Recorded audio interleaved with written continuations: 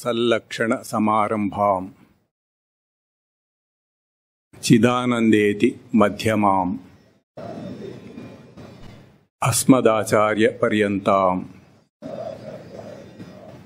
వందే గురు పరంపరాం. ఓం శ్రీ గురుదేవాయ నమః.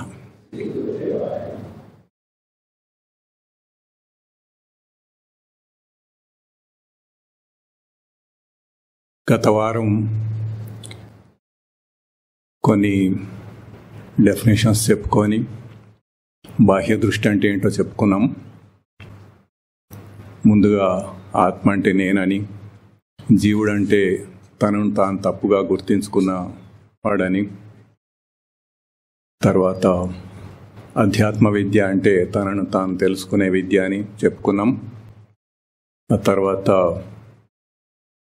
దీని ధ్యేయం ఏంటంటే దుఃఖ నివృత్తి, దుఃఖాన్ని పోగొట్టుకోవటం, శాశ్వత సుఖాన్ని పొందటం, ఇంకా తన నిజ స్వరూపంలో నిలిచి ప్రశాంతంగా తృప్తిగా ఉండటం అన్నది ఈ అధ్యాత్మ విద్య యొక్క ధ్యేయం అని చెప్పుకున్నాం. ఆ తర్వాత ఒక కథ చెప్పుకొని దాంట్లో బాహ్య దృష్టి, అంతర్దృష్టి అనే రెండు గుర్తించాలని తెలుసుకున్నాం. బాహ్య దృష్టిలో మనం బయటికి చూడటం, లోపల బయట లోకంలో ఏమేం జరుగుతుందనేది అంతా తెలుసుకుంటూ ఉంటాం. అది ముఖ్యంగా భౌతికమైనవి అంటే ఫిజికల్ థింగ్స్, వస్తువులు, నామరూపాలు కలిగినవి అని చెప్పుకున్నాం. ఆ తర్వాత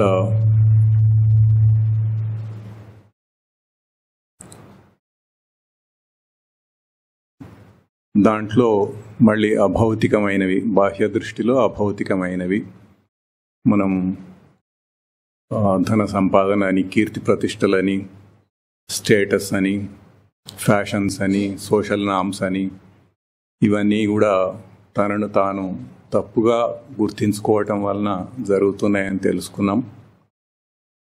ఈ నామరూపాలు గల భౌతికమైనవి మనం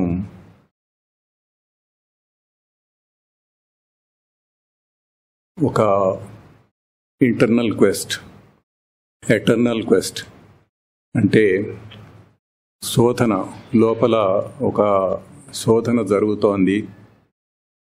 నేనెవరు అన్నదొకటి, నాకు శాశ్వత సుఖం ఎందుకు రావటం లేదు అని, తాత్కాలికంగా ఏదో వస్తున్నాయి పోతున్నాయి కానీ శాశ్వతంగా సుఖంగా ఉండలేకపోతున్నాను ఎందుకు అన్నది, ఈ శోధన అనేది, ఈ తపన లోపల నిరంతరంగా జరుగుతూనే ఉన్నది మనిషికి. దాన్ని బయటగా ప్రవర్తింపజేసి ఈ బయట ఏదో కొత్త కొత్తవి కనిపెడుతూ ఉండటం, శోధిస్తూ ఉండటం చేస్తున్నాడని తెలుసుకున్నాం. ఆ తర్వాత అంతర్దృష్టి. అంతర్దృష్టి అంటే మనం చెప్పుకున్న దశముడి కథలో ఆ 10వ వాడు ఎవరైతే ఉన్నాడో ఆ లోపలికి నువ్వే ఆ 10వ వాడి, దశమస్త్వమసి, ఆ 10వ వాడివి నువ్వే అని, అది అంతర్దృష్టి, లోపలికి చూసుకోవాలి అని సూచిస్తుందని చెప్పుకున్నాం. ఈ అంతర్దృష్టిలో కూడా రెండు ఉంటాయి, భౌతికము, అభౌతికము. భౌతికమైనవి కొంతవరకు చెప్పుకున్నాం మనం, దేహము, ఇంద్రియాలు, ఆ తర్వాత నర్వస్ సిస్టమ్, మెదడు, బ్రెయిన్, ఇంతవరకు కూడా భౌతికమైనవి. ఇంద్రియాలంటే కర్మేంద్రియాలు, జ్ఞానేంద్రియాలు, కర్మేంద్రియాలు రెండు ఉంటాయని చెప్పుకున్నాం. జ్ఞానేంద్రియాల్లో శ్రోత్ర, త్వక్, చక్షుర్, జిహ్వ, ఘ్రాణేంద్రియములని. శ్రోత్ర అంటే చెవి, చక్షు అంటే కళ్ళు, జిహ్వ అంటే నాలుక, రుచి చూసేది, ఘ్రాణము అంటే వాసన చూసేది ముక్కు. ఈ 5 ఇంద్రియాలని జ్ఞానేంద్రియాలని చెప్పుకున్నాం. ఇవి బయట నుంచి మనము శబ్ద స్పర్శ రూపరసములని గుర్తిస్తూ ఉంటాయి, గ్రహిస్తూ ఉంటాయి. ఆ తర్వాత కర్మేంద్రియాలు అంటే మనం బయటికి వ్యక్తం చేసుకోవటానికి ఉపయోగించేవి కర్మేంద్రియాలు అని అంటారు. దీనికి వాక్, పాణి, పాద, పాయు, ఉపస్థేంద్రియములు అని చెప్పుకున్నాము. వాక్ అంటే మాట్లాడటానికి నోరు, పాణి అంటే చేతులు, పాద అంటే పాదములు, నడవటానికి పనులు చేసుకోవటానికి చేతులు పాణి, పాద అంటే కాళ్ళు పాదములు, పాయు అంటే మల విసర్జన చేసే ఇంద్రియం, దాన్ని పాయు అంటారు. ఆ తర్వాత ఉపస్థేంద్రియం అంటే మూత్ర విసర్జన చేసే ఇంద్రియాన్ని ఉపస్థేంద్రియం అంటారు. మళ్ళీ రీప్రొడక్షన్ చేయటానికి కూడా అదే ఇంద్రియాన్ని వాడతారు. ఇట్లా 5 కర్మేంద్రియాలను గురించి చెప్పుకున్నాం. ఆ తర్వాత ఈ ఇంద్రియాలన్నీ ఏవైతే బయట నుంచి గ్రహిస్తున్నాయో దానిని నర్వస్ సిస్టమ్ ద్వారా మెదడుకి ట్రాన్స్మిట్ చేస్తున్నాయి, మెదడుకి పంపిస్తున్నాయి అన్నది చెప్పుకున్నాం. ఈ నర్వస్ సిస్టమ్ అంటే నరములు. మనం దేహం నిండా అనేకమైన నరములు ఉన్నాయి. ఆ నరములన్నీ కూడా ఈ బయట నుంచి వచ్చిన ఈ 5 జ్ఞానేంద్రియాల నుంచి వచ్చే సిగ్నల్స్, మన వాళ్ళందరికీ సిగ్నల్స్ అంటే బాగానే అర్థమవుతుంది. సో ఆ సిగ్నల్స్ని లోపలికి పంపిస్తూ ఉంటాయి. బయట నుంచి మనం ఏదైతే గ్రహిస్తున్నామో శబ్ద స్పర్శ రూప రస గంధములు ఇవన్నీ లోపలికి బ్రెయిన్కి అంటే మెదడుకి పంపిస్తాయి. ఇవన్నీ మనము మామూలుగా మన ఎక్విప్మెంట్స్లో ఏవైతే సెన్సర్స్ నుంచి ఎక్విప్మెంట్కి అనేక వైర్లు కనెక్ట్ చేస్తూ ఉంటాం మనం. ఆ వైర్ల ద్వారా సెన్సర్స్ నుంచి అది పికప్ చేసే సిగ్నల్స్, అది స్పీడ్ సిగ్నల్ కానీ, టెంపరేచర్ సిగ్నల్ కానీ, ప్రెషర్ సిగ్నల్ కానీ, ఇట్లా ఏవేవైతే సిగ్నల్స్ ఆ ఎక్విప్మెంట్ గ్రహిస్తుందో ఆ సిగ్నల్స్ అన్నీ కూడా వైర్స్ ద్వారా మనము ఒక కంప్యూటర్కి, మైక్రో కంట్రోలర్కి పంపిస్తూ ఉంటాము. అట్లాగే దేహంలో కూడా ఈ నర్వస్ సిస్టంలో ఉండే నర్వ్స్ అంటే నరములు, ఈ నాడీ వ్యవస్థలో ఉండే నరములు అట్లా సిగ్నల్స్ని క్యారీ చేస్తూ ఉంటాయి. అవి కూడా ఎలక్ట్రికల్గానే పనిచేస్తాయి. -70 volts +20 volts -70 millivolts +20 millivolts signal లెవెల్స్లో అవి పనిచేస్తూ ఉంటాయి. అది కూడా డిజిటల్ ట్రాన్స్మిషనే. మనం అనలాగ్ సెన్సర్స్ వాడతాము, డిజిటల్ వాడతాము. ఇక్కడ అంతా డిజిటల్ ట్రాన్స్మిషనే మన దేహంలో ఉన్నదంతా. సో అది కూడా సిగ్నల్స్ +20 నుంచి -70కి వెళ్ళటం, -70 నుంచి +20కి వెళ్ళటం, అట్లా పల్సెస్ లాగా వెళ్తూ ఉంటుంది డిజిటల్ సిగ్నల్స్. అవి మొత్తం మెదడుకు వెళ్తాయి. మెదడులో అక్కడ కొంత ప్రాసెసింగ్ జరుగుతుంది. ప్రాసెసింగ్ జరిగిన తర్వాత దాన్ని మనస్సుకి అభౌతికంగా పంపిస్తుంది ఎలక్ట్రోమాగ్నెటిక్ వేవ్స్ ద్వారా. మనం ఎట్లా అయితే ఎలక్ట్రోమాగ్నెటిక్ వేవ్స్ని వాడతామో అట్లాగే దేహంలో కూడా ఎలక్ట్రోమాగ్నెటిక్ వేవ్స్ ద్వారా ట్రాన్స్మిషన్ జరుగుతుంది. ఇప్పుడు దేహం నుండి మన ఈ మెదడు వరకు గల, బ్రెయిన్ వరకు గల ఈ మొత్తం అన్నిటిది కూడా ఇవన్నీ భౌతికమైనవి, అంటే ఫిజికల్ థింగ్స్, భౌతికమైన అవయవములు అంటారు. ఈ అవయవాలు ఫిజికల్. అయితే మామూలుగా అందరికీ తెలిసే ఉంటుంది, ఇంకా ఏ బిఎస్సిలో సైన్స్ తీసుకున్న వాళ్ళకి, ఇంకా బయాలజీ చదివిన వాళ్ళకి స్పష్టంగా తెలుస్తుంది. ఇంకా మిగతా వాళ్ళకు కూడా అంత ఐడియా లేకుండా ఏముండదు, చాలామందికి తెలిసే ఉంటుంది. ఈ భౌతికమైనది కాబట్టి భౌతికమైనది కాబట్టి దాని మీద ఎంతో రీసెర్చ్ జరుగుతూ ఉంటుంది. మనకు వచ్చిన రోగాలకి మందులు కనిపెడుతూ ఉంటారు. ఆ మందులతోటి ఈ ఫిజికల్ సిస్టమ్స్ అన్నీ భౌతికమైనవన్నీ కూడా వాటిని రోగ నివారణ చేసుకోవటం అనేది దానికి ప్రయత్నాలు జరుగుతూ ఉంటాయి. ఆ తర్వాత ఆ పైన ఉండేదంతా అంటే యాక్చువల్గా ఇంకా లోపలికి వెళ్తే ఉండేదంతా కూడా అభౌతికం, నాన్ ఫిజికల్. సో ఇక్కడ ఫిజికల్గా ఏం కనపడదు. అభౌతికం అంటే ఒక ఎగ్జాంపుల్ మనం చెప్పుకున్నాము, సాఫ్ట్వేర్ మనం ఒక సాఫ్ట్వేర్ తోటి కంప్యూటర్ పనిచేస్తుంది. కానీ సాఫ్ట్వేర్కి ఒక ఫిజికల్గా ఒక రూపం అంటూ ఏమి ఉండదు. జస్ట్ ఏదో కొన్ని నెంబర్స్ ఉంటాయి అంతే. ఆ నెంబర్స్ కూడా మనం ఫీడ్ చేయడానికి కన్వీనియంట్గా ఉండటానికి అట్లా ఒక అభౌతికమైన ఒక అవయవాలు, అంతరింద్రియం అంటారు దీన్ని.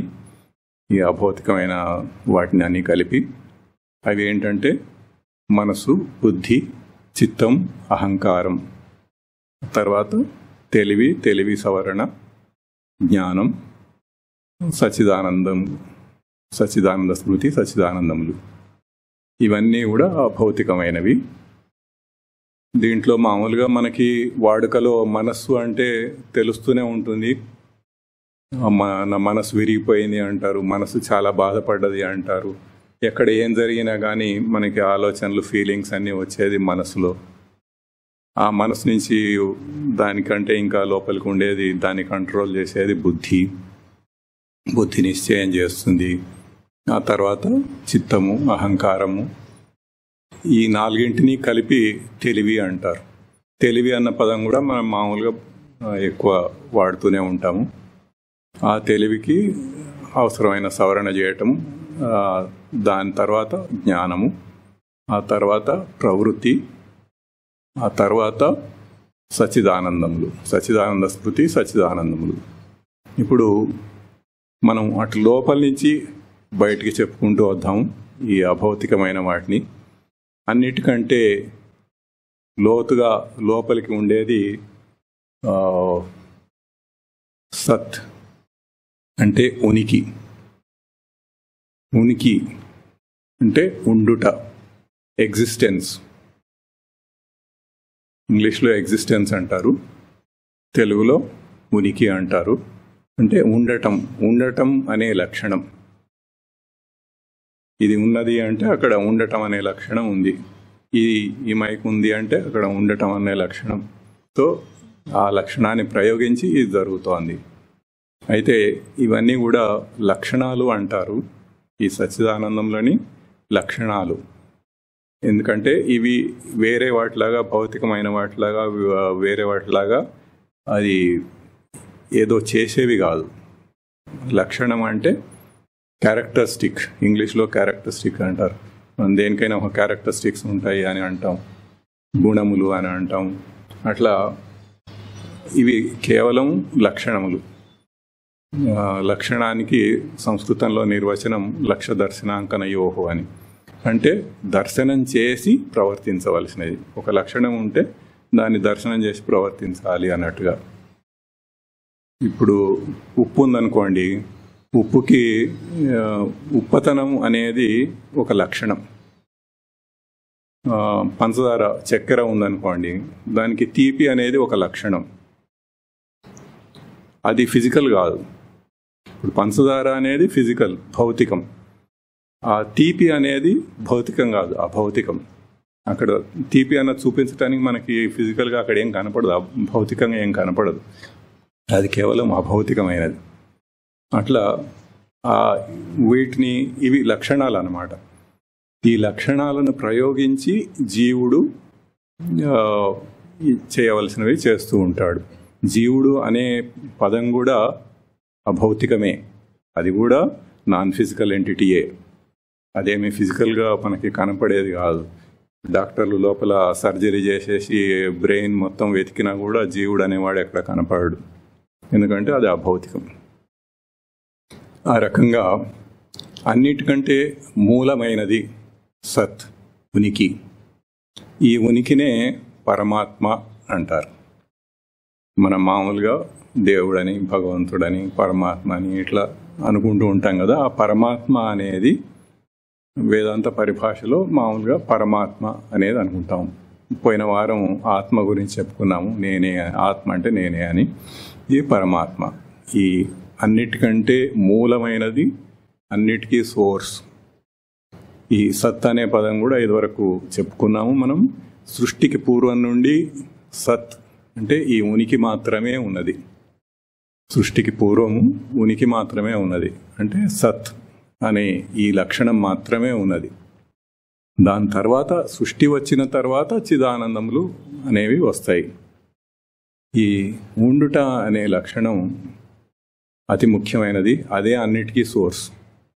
దాని నుంచే అన్నీ మొదలవుతాయి. అదే మూలం, అదే పరమాత్మ.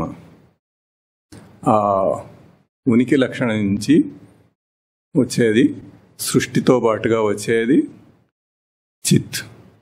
చిత్లో 5 ఉంటాయి: చైతన్యము, ప్రకాశము, నివాసము, విచారణ, జ్ఞానము అని. దీంట్లో మొదట చైతన్యం. చైతన్యం అంటే ఈ పదం కూడా మామూలుగా మనం వాడుతూనే ఉంటాము. ఉనికిని చైతన్యవంతం చేసుకోవటం చైతన్యం. ఉనికిని అంటే సత్ని, సత్ లక్షణాన్ని చైతన్యవంతం చేసుకోవటం అనేది చైతన్య లక్షణం. అంటే ఉండుట అన్న లక్షణాన్ని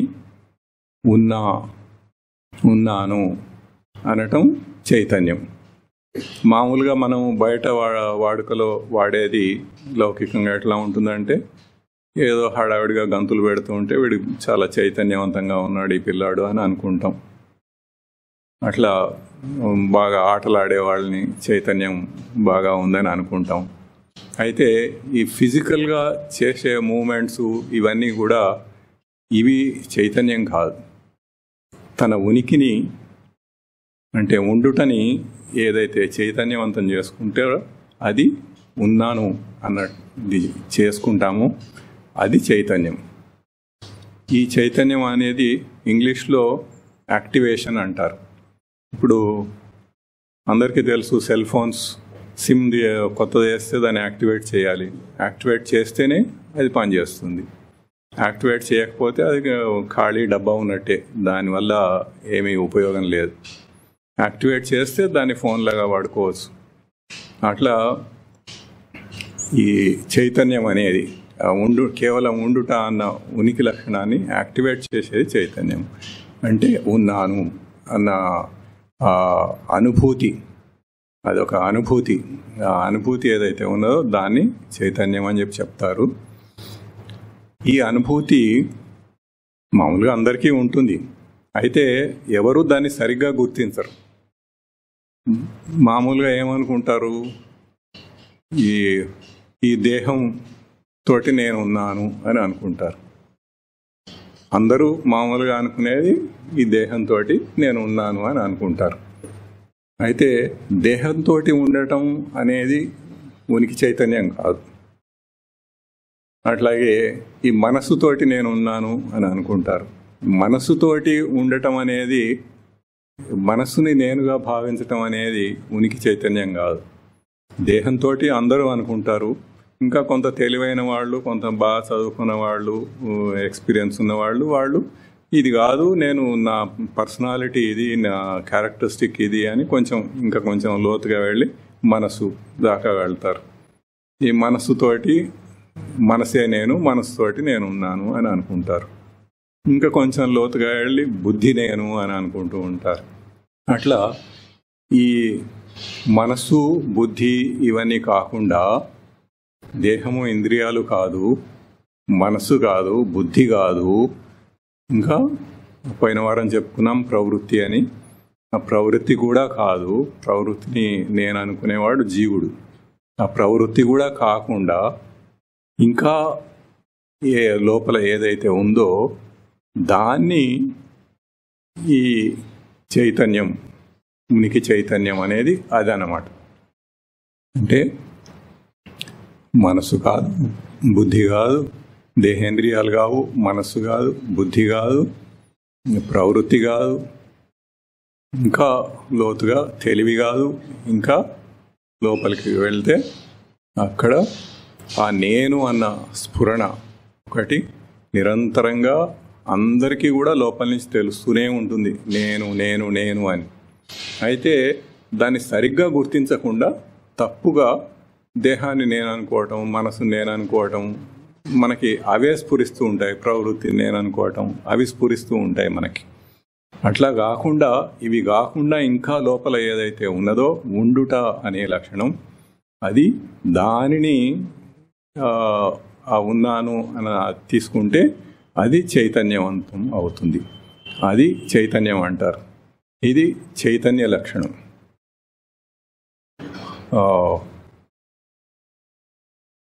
స్వామి వివేకానంద ఒక చోట చెప్తారు, it is not that I exist, I'm existence it self. అంటే నేను ఉన్నాను, నేను ఉన్నాను అన్నది కాదు, అసలు ఆ ఉండటమే నేను, ఉండటము అనే లక్షణమే నేను అని చెప్తారన్నమాట. ఇంకా ఇక్కడ లక్షణం అంటే ఇంకా క్లియర్గా మనకి అర్థమవుతుంది, ఐఎమ్ ఎగ్జిస్టెన్స్ ఇట్ సెల్ఫ్ అని. అది అన్నిటికంటే మూలమైనది, అది అసలైన ఉనికి చైతన్యం. ఈ చైతన్యాన్ని తర్వాత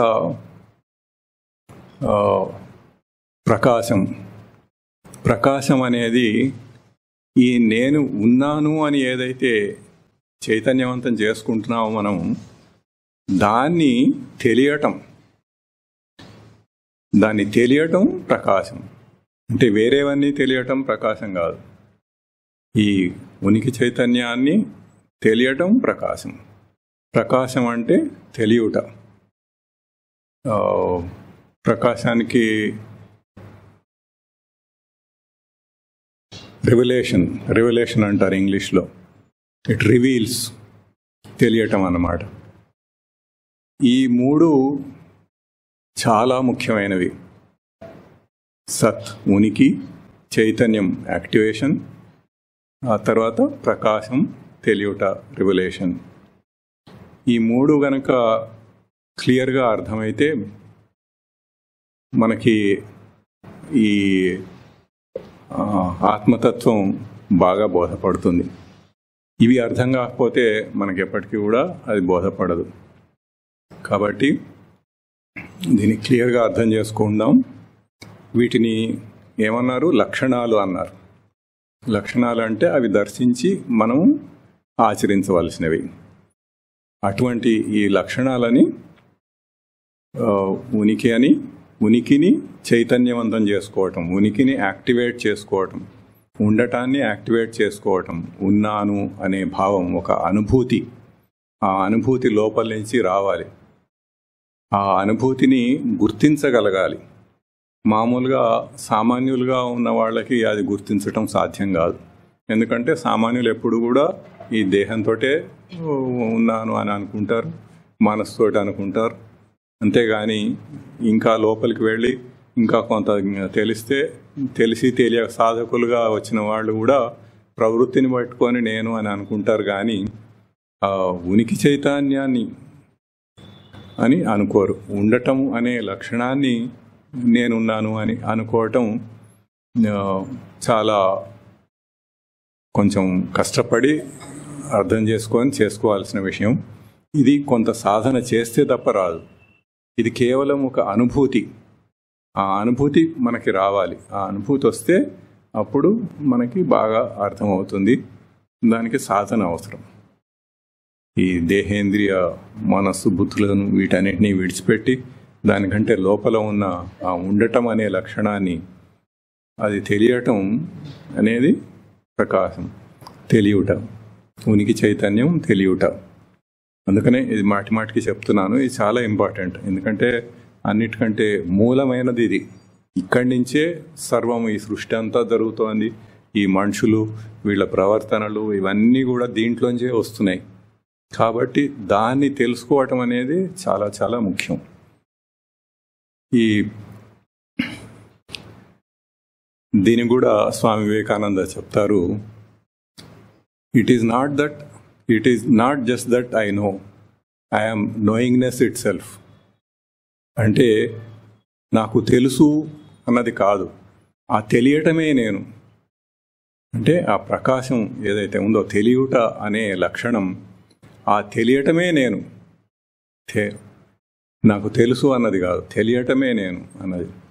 ఇది ఇంకా ముందు ఇంకా కొంచెం విశదంగా మనం తర్వాత చెప్పుకుందాం.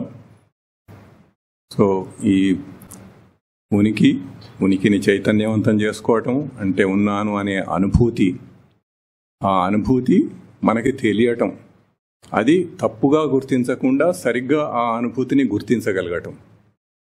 తప్పుగా వేరే వాటిని నేనున్నాను అని తెలుసుకోకుండా తన నిజమైన ఉనికి లక్షణాన్ని తెలుసుకోవటం అనేది ఆ అనుభూతి, అది తెలియటం, అది సత్ చైతన్య ప్రకాశ, ఈ 3 లక్షణాలు. దీని తర్వాత వచ్చేది నివాస. ఇంగ్లీష్లో డ్వెల్లింగ్ అంటారు. నివసించటం అంటే ఈ తెలిసిన దాంట్లో తను నివసించాలి. అంటే మనకి ఏదో తెలియటం ఒక బుకిష్ నాలెడ్జ్, పుస్తకాల్లో చదివితే మనకి తెలుస్తూ ఉంటుంది, ఎక్కడో ఇంటర్నెట్లోనో అక్కడో ఎక్కడో చదివితే మనకి ఏదో 4 మాటలు తెలుస్తాయి. అయితే అది సరిపోదు. ఇప్పుడు ఒక ఎంబీబీఎస్ డాక్టర్ ఉన్నాడు అనుకోండి, ఎంబీబీఎస్ చదివాడు, అన్నీ తెలుస్తాయి, కానీ అంత మాత్రాన వైద్యం చేసేయలేడు. దాని తర్వాత హౌస్ సర్జన్సీ అని ఇండియాలో 1 సంవత్సరం ఉంటుంది. అదే అమెరికాలో అయితే రెసిడెన్సీ అని 4 సంవత్సరాలు ఉంటుంది. ఆ 4 సంవత్సరాలు కూడా ఒక ఎక్స్పర్ట్ డాక్టర్ కింద పనిచేసి ప్రాక్టికల్గా అక్కడ కేసెస్ ఎట్లా వస్తుంటాయి, వాటిని ఎట్లా గుర్తించాలి, రోగాలను ఎట్లా గుర్తించాలి, వాటిని బాగా తెలుసుకొని ఎటువంటి సిచ్యుయేషన్లో ఎటువంటి మందులు వేయాలి, ఒకే దానికి అనేక రకాల మందులు ఉంటాయి, ఏది దేనికి ఏ పరిస్థితిలో కరెక్ట్గా సూట్ అవుతుంది, ఇట్లా అన్ని ప్రాక్టికల్గా మనకి అనుభవపూర్వకంగా తెలుసుకోవటం అనేది ఆ రెసిడెన్సీలో వాళ్ళు చేసే పని. అట్లాగే దేంట్లో అయినా సరే, ఈవెన్ ఒక ఐటీఐ చేసినా కానీ దాన్ని తీసుకొచ్చి మళ్ళీ అప్రెంటిస్గా చేస్తేనే వాళ్ళకి ఆ తర్వాత అనుభవపూర్వకంగా తెలుస్తూ ఉంటుంది. ఇది ఈ విధంగా దాని నివాసం అని చెప్పి అంటారు.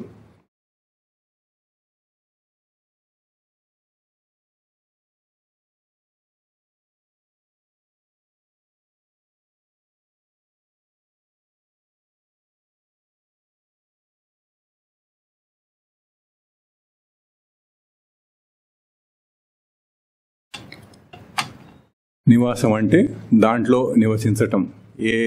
ఏదైతే మనం తెలుసుకున్నామో దాన్ని నిజ జీవితంలో దాన్ని ఆచరించి దాని అందే నివసించటం. అంటే నేను ఫలానా ఒక సుబ్బయ్యనో ఇంకోటనో అదనో ఇదనో కాకుండా నేను ఈ సచ్చిదానంద స్మృతిని, ఈ ఉనికి చైతన్య ప్రకాశాన్ని నేను అని గుర్తించి దాంట్లో ఆ విధంగా అట్లా నివసించటం అనేది అది నివాసం.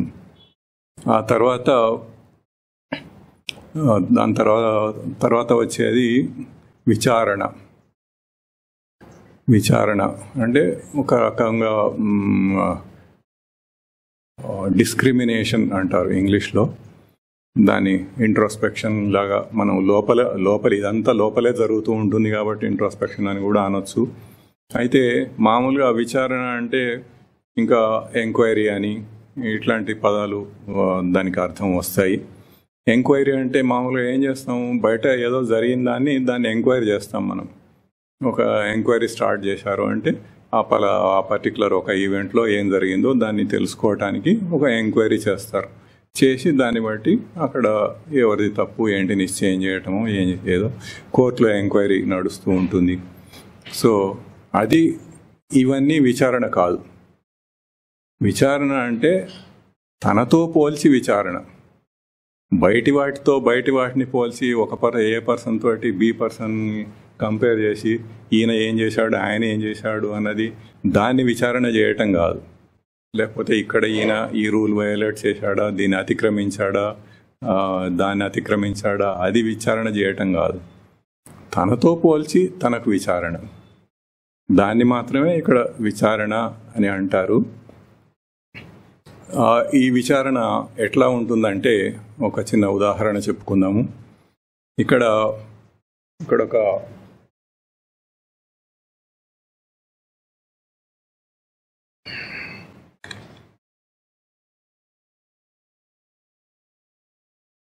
ఒక పెన్ అనేది ఉన్నది. ఈ పెన్ అనేది దీనికి ఇది ఉన్నది, కానీ దీనికి ఉన్నాను అని దానికి తెలియదు. అందుకని దీన్ని ఏమంటారు, జడ వస్తువు అంటారు. జడ వస్తువులు అంటే తన ఉనికి తనకు తెలియదు. దీని ఉనికిని ఇది చైతన్యవంతం చేసుకోలేదు. ఇది ఉన్నాను అని దానికి తెలియదు. మన ఉనికిని మనం చైతన్యవంతం చేసుకోగలం, ఉన్నాను అని మనం అనుకోగలం. ఇది అట్లా చేయలేదు కాబట్టి దీన్ని జడం అంటారు. మనం చైతన్యవంతం, చైతన్య స్వరూపులం. ఇప్పుడు మొత్తం ప్రాణికోటి అంతా కూడా 84 లక్షల జీవరాశులు ఉంటాయి అని శాస్త్రం చెప్తుంది.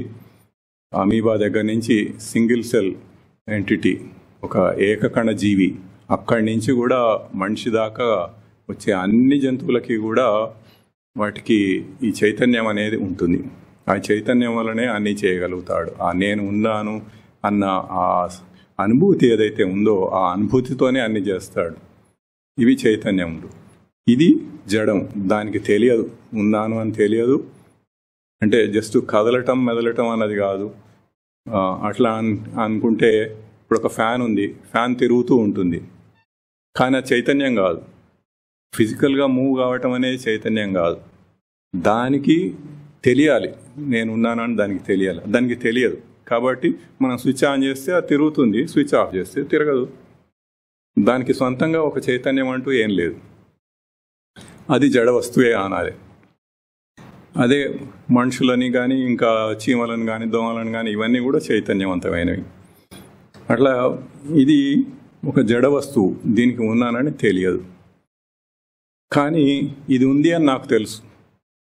ఎట్లా తెలుసు? నేను చైతన్య స్వరూపుణ్ణి కాబట్టి నాకు ఉండటం అంటే ఏంటో నాకు తెలుసు. ఇప్పుడు పెన్ అనేది ఇక్కడ ఉంది, ఈ టేబుల్ మీద పెన్ ఉంది, కానీ ఆ ఉండటం అనేది నా తెలివిలో ఉంది. ఉండటం అనే ఆ అనుభూతి ఏదైతే ఉందో ఆ అనుభూతి నాకు తెలుసు. తెలిసి ఆ అనుభూతితోటి ఉండటం అంటే ఏంటో నేను చెప్పగలను. అది చెప్పలేదు. అంటే ఇప్పుడు ఈ పెన్ ఉన్నది అని చెప్పాలంటే పెన్ అక్కడ టేబుల్ మీద పెన్ను, ఉండటం అనేది ఇక్కడ. నాలో ఆ ఉండటం అనేది తెలుసు నాకు. సో నా దగ్గర ఉన్న ఆ అనుభూతి, ఉండటం అనే అనుభూతిని తెలుసుకొని ఆ ఉండటం అనే లక్షణాన్ని దానికిచ్చి, నా ఉనికిని దానికిచ్చి అంటాం. ఇచ్చి అది ఉన్నది అని చెప్తాం. నేను ఎట్లాగైతే ఉన్నానో అవతల వాళ్ళు కూడా అట్లాగే ఉంటారు అని మనం ఊహిస్తాం. అట్లాగే ఈ పెన్ను కూడా ఉన్నది అని మనం చెప్పుకుంటాం. అయితే అక్కడ నా ఉనికిని దానికి ఇచ్చి అది ఉన్నది అని నేను చెప్తున్నాను.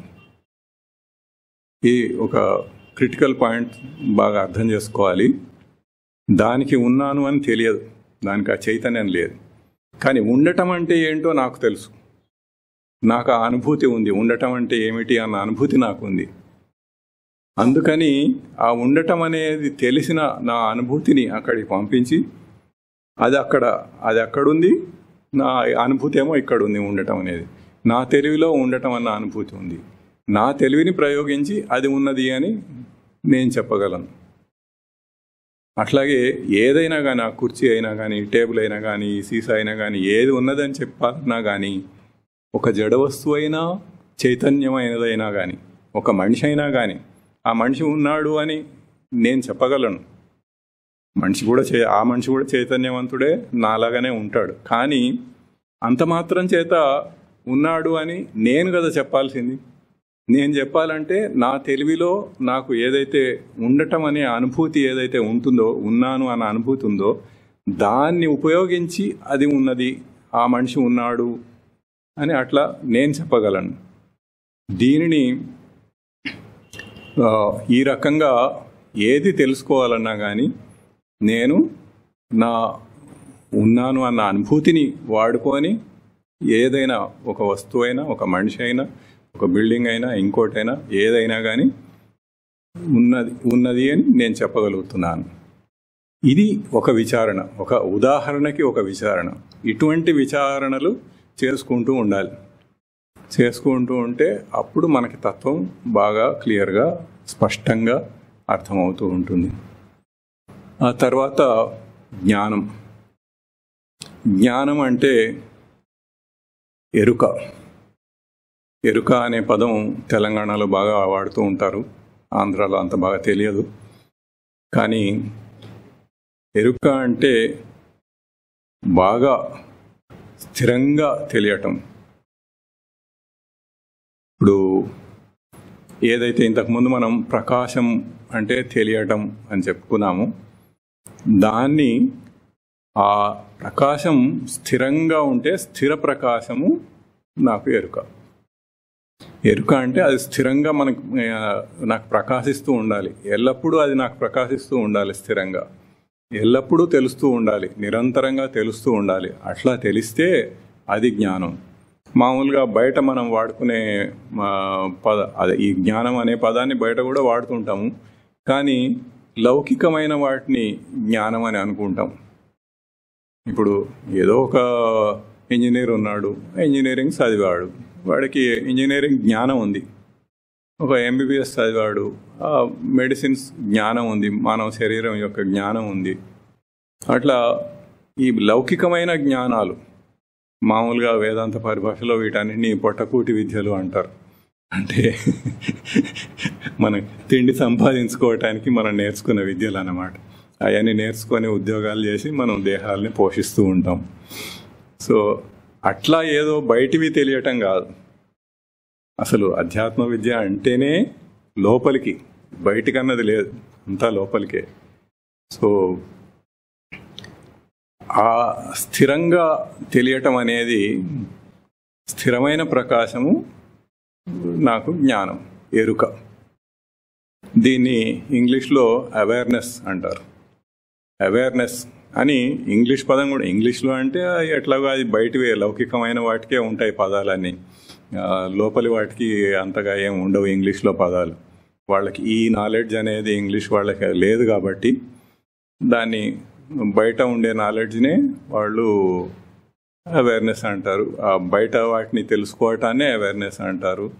This pen is in my awareness, that event is in my awareness అట్లా చెప్తూ ఉంటారు. ఆ సంఘటన జరిగిందని నా అవేర్నెస్లో ఉంది, నాకంటే నాకు తెలుసు అని అర్థం.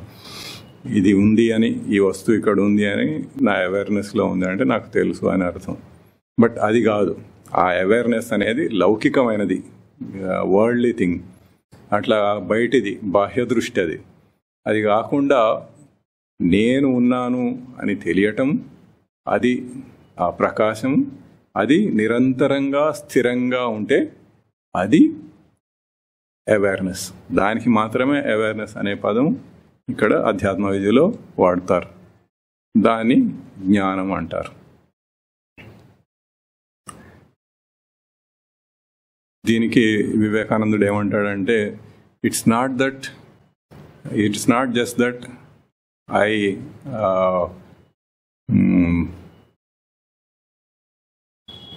I know it. I am knowingness itself. It's not that I am knowledgeable. I am knowledge itself. అసలు ఆ నాలెడ్జే నేను అన్నట్టుగా.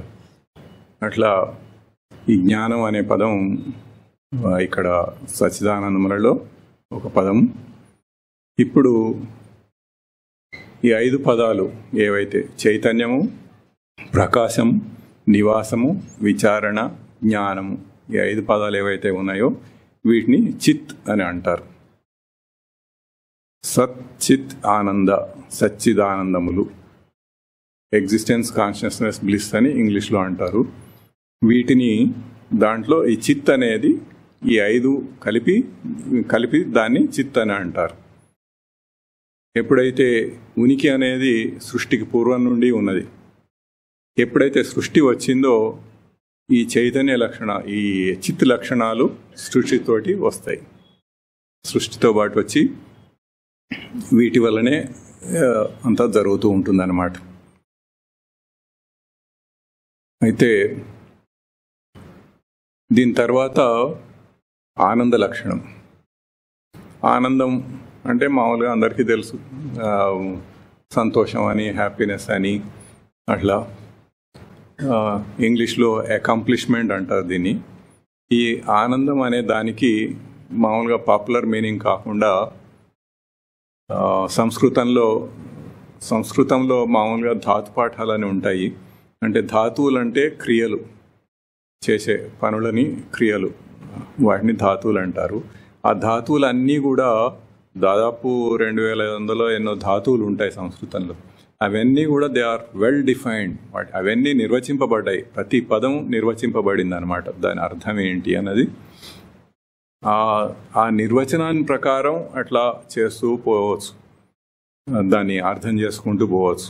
నిర్వచించకపోతే ఏమవుతుందంటే మనం కాలక్రమేణా అవి దారి మళ్ళిపోతూ ఉంటాయి, అర్థం మారిపోయి వేరే ఇంకేదో అనుకుంటూ ఉంటారు. అట్లా ఒక కాలంలో ఒక పాపులర్గా ఏదో ఉన్న మాటలు అర్థాలు వేరుగా ఉంటాయి. ఇప్పుడు ఏదో డబ్బా రేకుల సుబ్బారాయుడు అన్నాడు అనుకోండి, అంటే ఈ కాలంలో వాళ్ళకి అర్థం అవుతుంది. ఇప్పుడు ఒక 200-300 సంవత్సరాల కిందటి వాళ్ళకి ఈ మాట అర్థం అవుతుందా? అర్థం కాదు. ఇప్పుడు మనకి తెలిసిన ఒక ఫ్రేజ్, అది ఒక పద సమూహం, అది ఒక వాక్యం. అట్లాగే ఫ్యూచర్లో మళ్ళీ భవిష్యత్తులో కొన్ని 100 సంవత్సరాలు పోతే మళ్ళీ ఇది అర్థం కాకపోవచ్చు, అదేంటి అని అనుకుంటారు. అట్లా కాకుండా సంస్కృతంలో పదాలకి అవి నిర్వచింపబడ్డాయి అన్నమాట. అందుకని ఎప్పటికీ కూడా వాటికి అన్ని కాలాలలో అదే అర్థం ఉండాలి అన్నట్టుగా. అట్లా ఈ ఆనందం అనేది కూడా ఇప్పుడు లౌకికంగా చూస్తే మనం దాన్ని ఏదో సంతోషం అని ఇట్లా అనుకుంటున్నాం.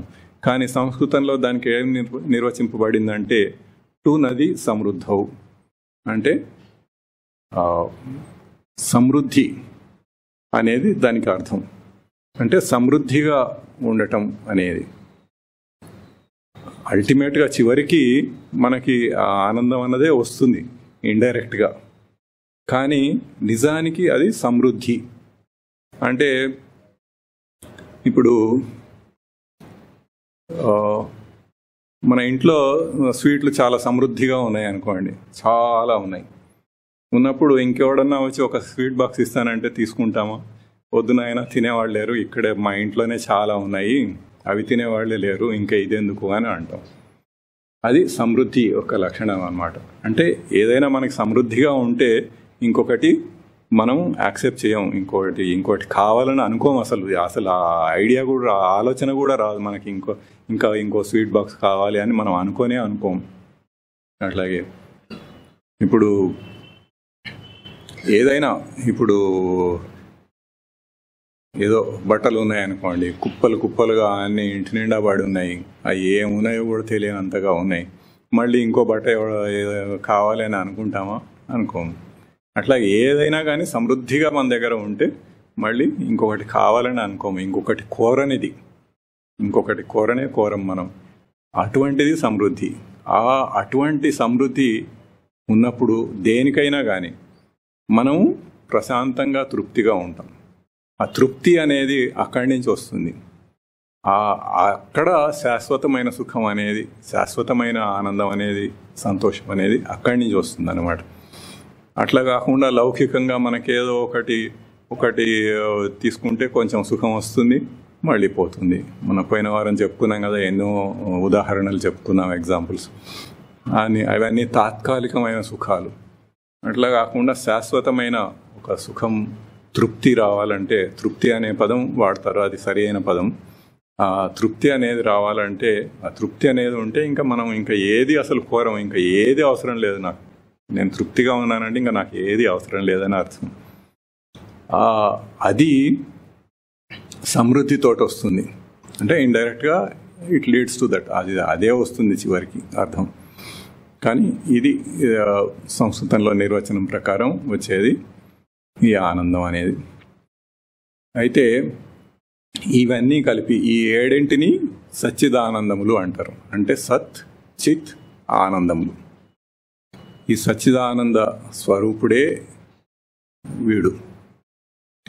ఇప్పుడు జీవుడైనా కానీ సచ్చిదానందమే దానికి సోర్స్. ఇవన్నీ కూడా కేవలం లక్షణాలు. అంటే ఇందాక చెప్పుకున్నాం కదా, క్యారెక్టరిస్టిక్స్, లక్షణాలు. ఆ లక్షణాన్ని మనం దర్శనం చేసి ఆచరించాలి, ప్రవర్తించాలి. దర్శనం చేసి ప్రవర్తించవలసినవి అవి ఈ లక్షణాలు. లక్ష దర్శనాంకనయోహో అని దానికి నిర్వచనం. దర్శనము, అంకనము. దాంతో మనము అది తెలుసుకొని దర్శనం చేసి ఆచరించవలసినవి, ప్రవర్తించవలసినవి. ఈ ఏడు దర్శనములు అంటారు. వీటిని సప్త దర్శనములు అంటారు. ఈ సప్త దర్శనముల యొక్క ధారణ అంటే ధరించటం. ఇప్పుడు మనం ఒక చొక్కా ధరించినట్టుగా, ఒక పాత్ర, ఒక నాటకంలో ఒక పాత్ర ధరించినట్టుగా, అట్లా అది అంటే చొక్కా అంటే అది జస్ట్ పైతోడుగా అవుతుంది. అట్లా కాకుండా ఒక నాటకంలో ఒక పాత్ర ధరించాడు అనుకోండి, పూర్తిగా దాంట్లో ఇన్వాల్వ్ అయిపోయి అట్లాగే చేస్తూ ఉంటాడు. ఆ పాత్ర యొక్క క్యారెక్టర్, ఏ క్యారెక్టరిస్టిక్స్ ఉంటాయో ఆ పాత్రకి అదే యాక్ట్ చేస్తూ ఉంటాడు. దాంట్లో అట్లాగే ఉన్నట్టు. ఎంతో ధనవంతుడైనా కానీ యాక్ట్ చేసేటప్పుడు అక్కడ ఒక చాలా బీదవాడి, అడుగు తినేవాడి పాత్ర ఉందనుకోండి, అడుగు తినేవాడిలాగానే యాక్ట్ చేస్తూ ఉంటాడు. అదే అన్నట్టుగా చేస్తూ ఉంటాడు అన్నమాట.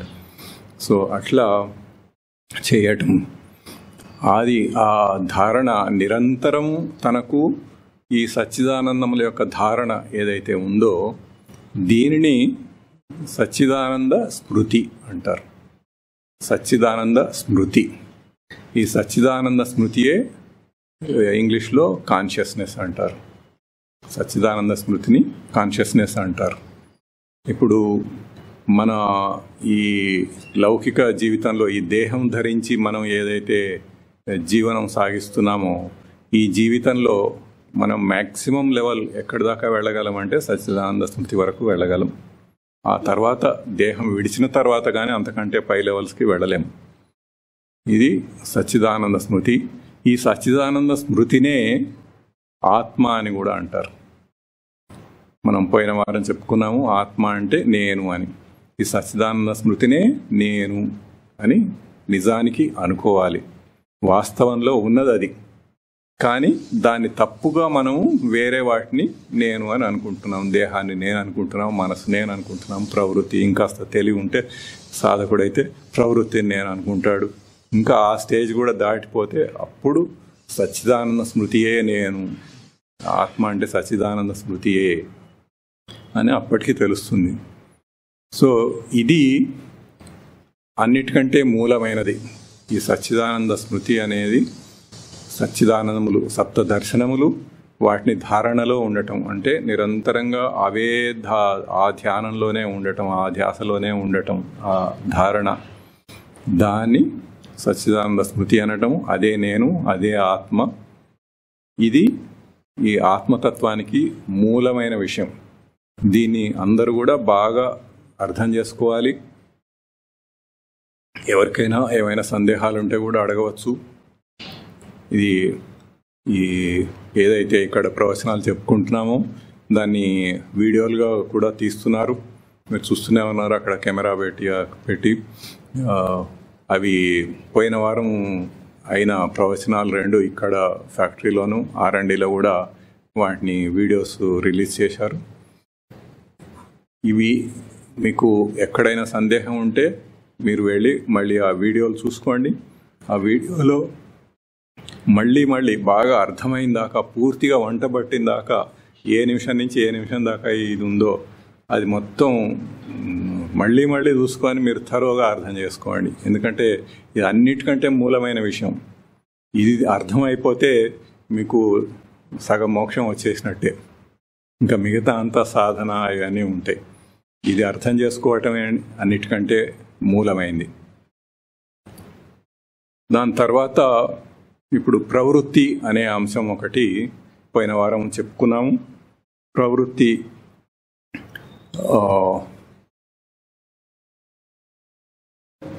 అంటే ఇప్పుడు ఈ అంతర్దృష్టి కాకుండా, అంటే ఈ సచ్చిదానంద స్మృతియే నేను అన్న ఈ ధారణ లేకుండా, ఇదే నేను అని తెలియకుండా బాహ్య దృష్టి, మొన్న పోయిన వారం చెప్పుకున్న కథలో ఏదైతే 9 మందిని వరుసగా 9 లెక్క పెడతాడు, తననొక్కడిని వదిలిపెట్టేసి, ఆ వదిలిపెట్టేసిన తనొక్కడే ఈ సచ్చిదానంద స్మృతి కాన్షియస్నెస్. ఆ మిగతా 9 కూడా బాహ్య దృష్టి అని చెప్పుకున్నాం. ఆ బాహ్య దృష్టికి ఎన్నో ఉదాహరణలు చెప్పుకున్నాం. సో ఎప్పుడైతే ఆ బాహ్య దృష్టికి వెళతాడో, ఆ బాహ్య దృష్టిలో ఈ త్రిగుణాత్మక ప్రవృత్తి అనేది వస్తుంది. ఇప్పుడు ఈ వస్తువులు ఉన్నాయనుకోండి, పెన్ ఉంది, బాటిల్ ఉంది, అది ఉంది, ఇది ఉంది. అది చూస్తే బయట వ్యవహారం చేస్తున్నప్పుడు మనకేమవుతుంది, ఇది బాగుంది, అది బాగాలేదు అనే భావం ఒకటి వస్తుంది. అది ఎక్కడి నుంచి వస్తుంది? ఈ ప్రవృత్తి నుంచి వస్తుంది. అట్లాగే భౌతికమైనవి కాకుండా అభౌతికమైనవి కూడా బాహ్య దృష్టిలో అభౌతికమైనవి కూడా చెప్పుకున్నాం మనం. స్టేటస్ అని, ఫ్యాషన్ అని, సోషల్ నామ్స్ అని, కీర్తి ప్రతిష్టలని, ఇట్లా కొన్ని ఎగ్జాంపుల్స్ చెప్పుకున్నాం. వాటి వల్ల సుఖ దుఃఖాలు వస్తాయి. వాటి వల్ల, విషయాల వల్ల, అభౌతికమైన విషయాల వల్ల మనకి సుఖం దుఃఖం అనేవి వస్తాయి. ఒకటి జరిగితే మనం అనుకున్నట్టుగా జరిగితే సుఖం, లేకపోతే దుఃఖం. ఈ సుఖ దుఃఖాలు అనేవి వాటి వల్ల వస్తాయి. ఇవన్నీ కూడా త్రిగుణాత్మక ప్రవృత్తి అంటారు. ఈ బాహ్య దృష్టితో వచ్చేది త్రిగుణాత్మక ప్రవృత్తి. ఈ త్రిగుణాత్మక ప్రవృత్తి ఆ పేరులోనే ఉన్నది, త్రిగుణములు అని, 3 గుణములు. వీటిని ఇంగ్లీష్లో యాటిట్యూడ్స్ అంటారు. 3 గుణములని, సత్వగుణం, రజోగుణం, తమోగుణం. ఈ 3 గుణాలు ఉంటాయి. ఆ 3 గుణాలు అంటే కేవలం మనం అర్థం చేసుకోవటానికి, ఈ తత్వం అర్థం చేసుకోవటానికి వాటికి ఆ పేర్లు పెట్టారు. కానీ అక్కడ ఏదో ఫిజికల్గా ఒక ఎంటిటీస్ ఉంటాయన్నది కాదు. అదంతా అభౌతికం. ప్రవృత్తి అనేది అభౌతికం, నాన్ ఫిజికల్. అది ఈ గుణాలతోటి మనం వాటిని అర్థం చేసుకోవటానికి సులభంగా ఉంటుంది. సత్వగుణంలో ఎట్లా ఉంటుందంటే, సుఖ సంగేన బధ్నాతి, జ్ఞాన సంగేన బధ్నాతి. అంటే లౌకికమైన సుఖాన్నే సుఖం అని అనుకుంటూ ఉంటాడు. ఏదైతే ఆధ్యాత్మికంగా మనకి శాశ్వత సుఖం వస్తుందో దాన్ని వదిలిపెట్టేసి లౌకికమైన సుఖాన్ని సుఖం అని అనుకుంటూ ఉంటాడు.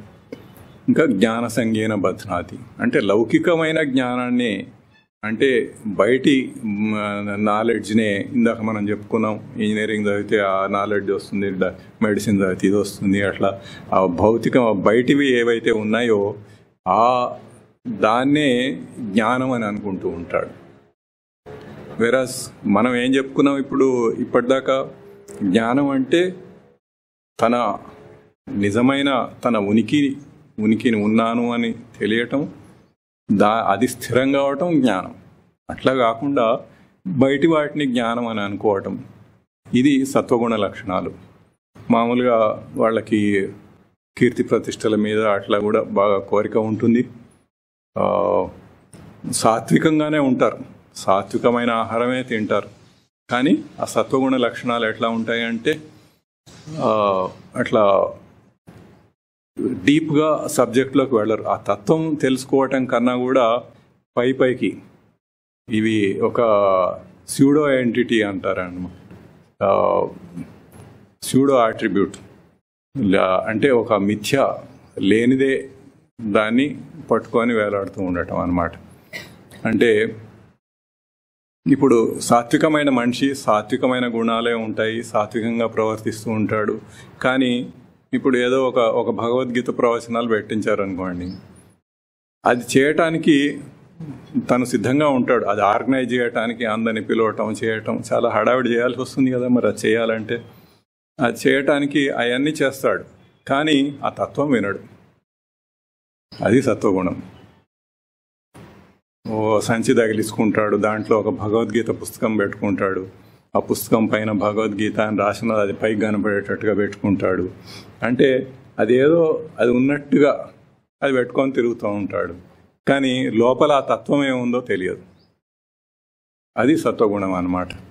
ఈ రకంగా ఒక ఫేక్ ఐడెంటిటీ, మిథ్య లేని దాన్ని పట్టుకొని అది ఉన్నట్టుగా చూపించుకుంటూ ఉండటం, ఇది సత్వగుణం అంటారు. తర్వాత రజోగుణం. రజోగుణం అంటే ప్రొవొకేటివ్ యాటిట్యూడ్, అంత ప్రేరేపణ చేస్తూ ఉంటుందన్నమాట. అది ప్రేరేపణ ఎట్లా, నిజానికి మనం ఏదైనా ఒక పని చేయాలంటే కొద్దిగా రజోగుణం ఉండాలి. రజోగుణం లేకుండా ఏ పనులు చేయలేరు. ఇప్పుడు మనం ఇక్కడ ఉద్యోగం చేయాలన్నా, ఒక R&D చేయాలన్నా, ఇంకోటి చేయాలన్నా, ఏదైనా కానీ దానికి కొద్దిగా రజోగుణం ఉండాలి. అది అందరికీ ఉంటుంది. అయితే అది ఎక్కువైతే ఉంటే దాని ప్రవర్తన ఎట్లా ఉంటుందంటే ఇంకా అంతా హడావిడిగా అన్నమాట. చాలా హడావిడిగా తిరుగుతూ ఉంటాడు, హడావిడిగా అంతా అర్జెంటుగా ఏదో చేసేయాలని. కర్మసంగేన బధ్నాతి అంటారు, అంటే కర్మతోటి బంధింపబడతాడు వాడు. అట్లా ఉండేదాన్ని రజోగుణం అని అంటారు.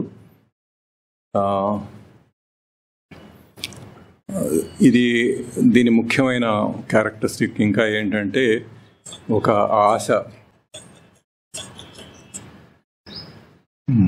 టైం అయిపోతుంది. ఒక ఆశ వలన వచ్చిన ఇదంతా కలిపి దాన్ని రజోగుణం అని చెప్పి అంటారు. తర్వాత బ్రీఫ్గా చెప్పేసుకుందాము, తర్వాత మళ్ళీ వచ్చే వారం రిపీట్ చేద్దాం. తమోగుణం అంటారు. తమోగుణం అంటే ఇనర్షియల్ యాటిట్యూడ్ ఇంగ్లీష్లో. అంటే సోమరితనం, నిద్ర, ఆలస్య, ప్రమాదోత్తం అంటారు. అంటే అనాలోచితం, ఆలోచన ఉండదు. సోమరితనం, నిద్ర, ఇవి ముఖ్యమైన లక్షణాలు. ఇంకా ఉంటాయి, బట్ ఇవి ముఖ్యమైన లక్షణాలు అన్నమాట. ఈ రకంగా ఇటువంటి లక్షణాలతోటి ఉండేవాడు వాడు ఏ పని చేయడు. ఎంతసేపటికి ఖాళీగా అట్లా సోమరితనంగా అట్లా ఉండటానికి, బద్ధకంగా అట్లా ఉండటానికి ప్రిఫర్ చేస్తూ ఉంటాడు. అట్లా ఉంటాడు, వాడిని తమో గుణం అని చెప్పి అంటారు. అయితే ఈ 3 గుణాలు కూడా వీటిలో శుద్ధంగా చేయవచ్చు, అశుద్ధంగానూ చేయవచ్చు. శుద్ధంగా చేస్తే అవి ఆత్మతత్వానికే దారితీస్తాయి. ఇప్పుడు సత్వగుణం అంటే సత్వలే అని, దానికి అంటే ఉనికి వలనే ఉంటుంది, కానీ అది ఉనికి కాదు. అట్లా కాకుండా, ఆ వలే కాకుండా ఉనికికై వెళ్తే అప్పుడు వాడు ఆత్మతత్వాన్నే పొందుతాడు. అట్లాగే ఈ రజోగుణంలో కూడా ఒక ప్రీతి అనేది, రంజి రాగే అని దానికి ధాతువు, అంటే ఒక ప్రీతి. అయితే ఆ ప్రీతి వరల్డ్లీ థింగ్స్ మీద, లౌకికమైన వాటి మీద కాకుండా తన ఆత్మతత్వం మీద ఆ ప్రీతి కనుక అటు మళ్ళించితే ఆత్మతత్వాన్నే పొందుతాడు. ఇట్లా వీటిని శుద్ధంగా కూడా చేసుకోవచ్చు. శుద్ధంగా చేసినప్పుడు అవి మన అభివృద్ధికి దోహదపడతాయి. ఈ గుణాలు అనేకమైన పర్ముటేషన్స్ అండ్ కాంబినేషన్స్. అంటే ఇప్పుడు అందరిలో కూడా 3 గుణాలు ఉంటాయి. ఒక్కొక్కళ్ళకి ఒకటి కొంచెం ఎక్కువ పాళ్లలో ఉంటుంది, ఒకళ్ళకి తక్కువ పాళ్లలో ఉంటుంది. కానీ ఉండటం అయితే అందరికీ అన్ని 3 గుణాలు ఉంటాయి. ఈ 3 గుణాలని అవి ఏ గుణం ఎంత రేషియోలో ఉంది అనే దాన్ని బట్టి వాళ్ళ ప్రవర్తన అనేది ఉంటుంది. ఈ విషయం తర్వాత మళ్ళీ వచ్చే వారం చెప్పుకుందాము. చెప్పండి. ఓం గురుర్ బ్రహ్మ గురుర్ విష్ణు గురుర్ దేవో మహేశ్వర గురు సాక్షాత్ పరం బ్రహ్మ తస్మై శ్రీ గురవే నమః. ఓం శ్రీ గురు చరణారవిందాభ్యాం నమో నమః. ఓం శ్రీ గురు చరణారవిందయుగళం గృహీత్వా హస్తాభ్యాం శిరసి నయనే వక్షసి వహామి. ఓం తత్ సత్. ఓం తత్ సత్.